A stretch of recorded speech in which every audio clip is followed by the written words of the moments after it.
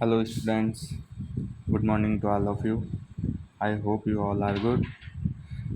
Previously जो rectangular to polar and polar to rectangular conversion का video अपन ने देखा था, उसी को अब कैलकुलेटर साइंटिफिक कैलकुलेटर का यूज़ करके किस तरह से परफॉर्म कर सकते हैं वो चीज़ आज अपन देखेंगे। ठीक है, तो यहाँ मैं केसीओ का यूज़ कर रहा हूँ 82MS जो कैलकुलेटर है उस कैलकुलेटर का यूज़ करूँगा मैं।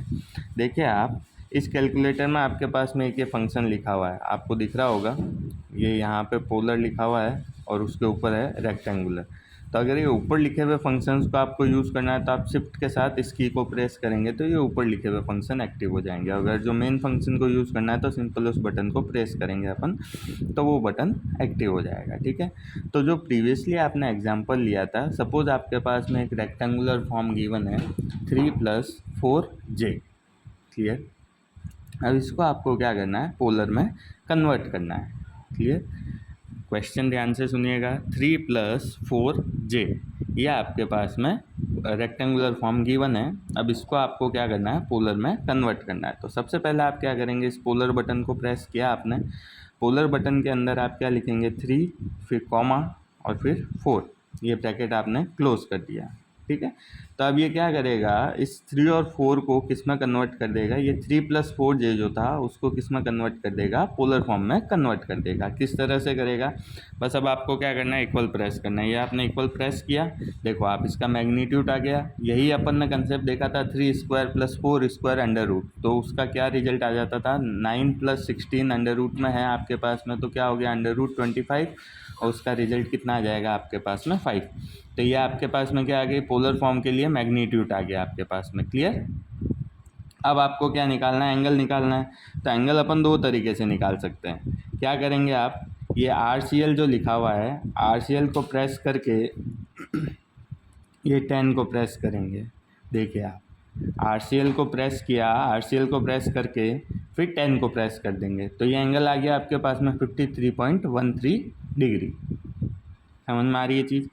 इसके अलावा एक और तरीका क्या हो सकता है, उस तरीके को देखते हैं। वापस मैं पोलर लिखता हूँ, 3,4 लिखता हूँ और इसको ब्रैकेट क्लोज करता हूँ, ये 5 आ गया मेरे पास में। अब आप अल्फ़ा दबा के ये 10 वाला फंक्शन यूज़ करेंगे, तो ये इक्वल किया आपने, 53.13 आ गया आपके पास में। क्लियर, इन दोनों तरीके से आप क्या कर सकते हैं, रेक्टेंगुलर टू पोलर कन्वर्जन कर सकते हैं।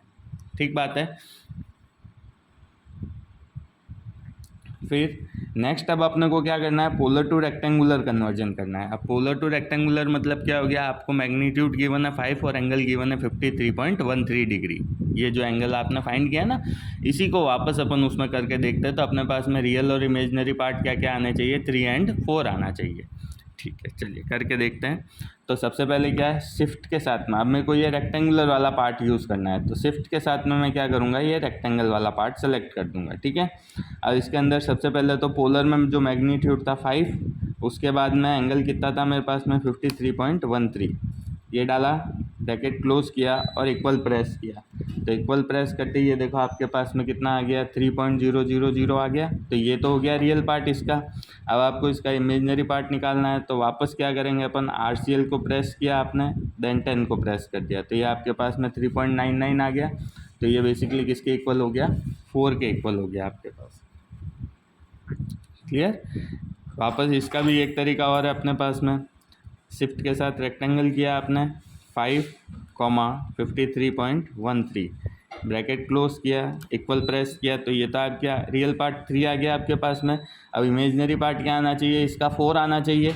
चलिए अब अल्फ़ा के साथ में ये 10 प्रेस करते हैं और इक्वल प्रेस किया आपने, ये देखो आप 3.99 आ गया आपके पास में। तो ये 3.99 बेसिकली किसको रिप्रेजेंट कर रहा है, जो 4 था अपने पास में, ये equals to almost equal to 4 है। बेसिकली क्या था आपके पास में, एंगल आपने 53.13 लिया था, अदरवाइज एंगल तो 53.1301 समथिंग था। तो अगर वो पूरा लेते तो ये एग्जैक्ट 4 मिलता, ये राउंड ऑफ होकर आपके पास में कितना मिल रहा है, 3.9999, तो ये अप्रॉक्सीमेटली इक्वल टू 4 है। तो रियल पार्ट 3 आ गया, इमेजनरी पार्ट 4 आ गया। तो इस तरह से आप क्या कर सकते हैं, rectangular to polar and polar to rectangular conversion कर सकते हैं। क्लियर, ठीक है। अब आप अगर आपको इसका डीप कंसेप्ट देखना है कि कैसे आप करेंगे थियोरेटिकली, किस तरह से कन्वर्जन हो रहा है, तो मेरे प्रीवियस वीडियोस देखिए आप। 3 पार्ट में मैंने वो वीडियो क्रिएट कर रखा है, मैं उसका लिंक शेयर कर दूंगा, तो वो आप देखिए, तो उससे आपको और डिटेल में कन्वर्जन किस तरह से हो रहा है वो पता चल जाएगा। ठीक है, थैंक यू।